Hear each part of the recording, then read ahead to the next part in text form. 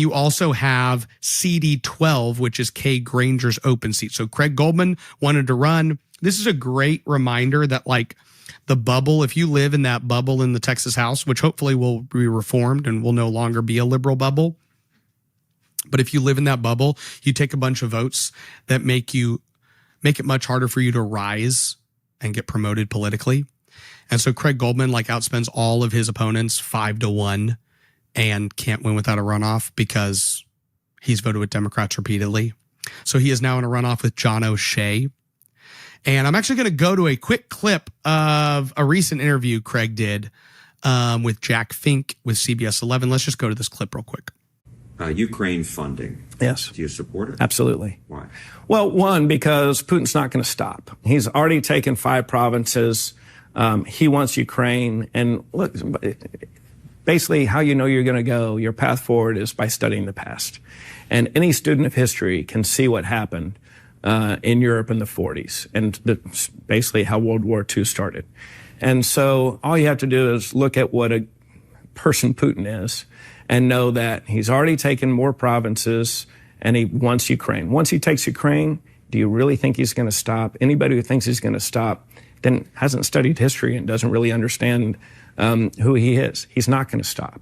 And so by sending money and weapons to Ukraine now is saving us from having to use our troops later. Look, Craig has voted wrong on a bunch of issues.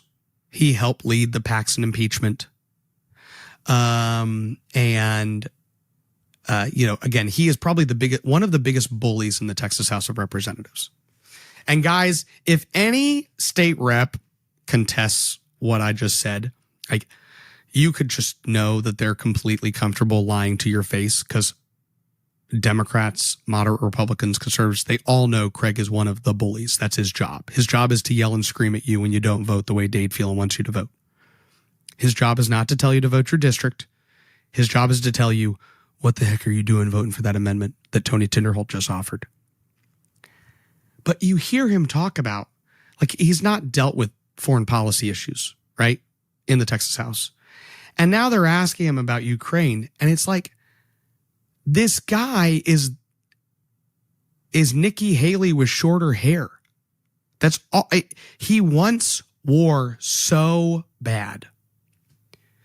And he's going to justify this endless train of money and going to use talking points that have proven false for decades now. He is stuck in this neocon thing. The other weird thing is, they ask him, like, what are your biggest issues? He's like, number 1, the border. Number 2, the national debt. Number 3, making sure Fort Worth keeps building F-35s. You were like, what? Now, again, Lockheed Martin, large federal contractor, largest employer, like 20,000 employees in Tarrant County. Big deal, okay? It is very strange, though, to have somebody running for Congress whose top 3 priorities in the nation, the whole nation, all policy you could address. I got 3 things. If I could do just 3, I would secure the border. I would stop spending your grandchildren's money into oblivion, and I would build so many F-35s in Fort Worth you wouldn't be able to shake a stick at them. It's like, what?